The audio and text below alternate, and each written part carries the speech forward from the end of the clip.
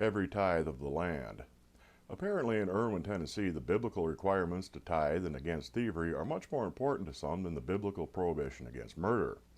On Sunday, the 30th of August, 76-year-old Norman McKinney got into an argument with his 81-year-old wife, May, when he was unable to locate a pot of money which he had earmarked for the church. According to Mr. McKinney's account, the pair argued for an hour, during which he accused his wife of 30 years of theft. She denied the accusation, and McKinney ordered her to move out. He admits to having made this demand aided by his handgun, which he had loaded and pointed at his bride. At some point, according to McKinney, May became agitated and took a swipe at the gun, which discharged, striking her in the head.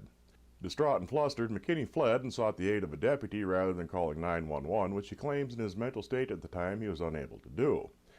Police arrived at the scene, finding the 81-year-old woman alive but in very bad shape. She was taken to the hospital, but she did not survive her wounds. McKinney has been charged with murder.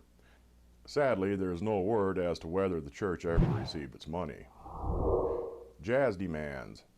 In a mindset where whales are fish and bats are birds and 4.5 billion years equals 6,000, it's not surprising to learn that 75,000 moms equals 1 million. This horrible segue brings us to 1 Million Moms, an advocacy group adjunct of the American Family Association. These moms have made a name for themselves by going after such bastions of moral turpitude as Ellen DeGeneres and the Muppets.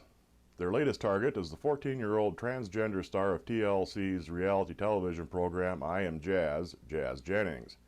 Noting that the show will attract young viewers and that the show also features the father of a friend of Jazz who is transitioning into a woman, the group writes, obviously TLC is attempting to desensitize America's youth by airing programs starring teens. This alone will entice kids to watch. Through its Facebook group and media releases, the group urges followers to pressure Revlon to stop advertising on the show. Thou shalt not get caught. Since 2001, the website Ashley Madison has been helping deceitful people mock their wedding vows with other deceitful people. Recently, as you probably heard, a group of hackers infiltrated Ashley Madison's servers and stole the login and credit card history of the website's reported 36 million users.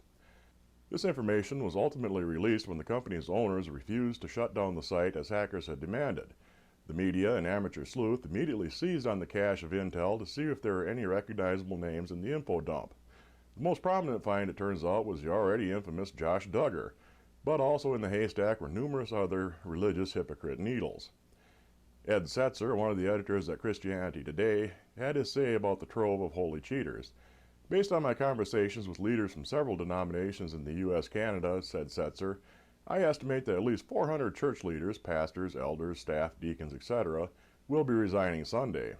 This is a significant moment of embarrassment for the church, and it should be. To be honest, the number of pastors and church leaders on Ashley Madison is much lower than the numbers of those looking to have an affair, yet there is still much we must consider in the midst of the embarrassment.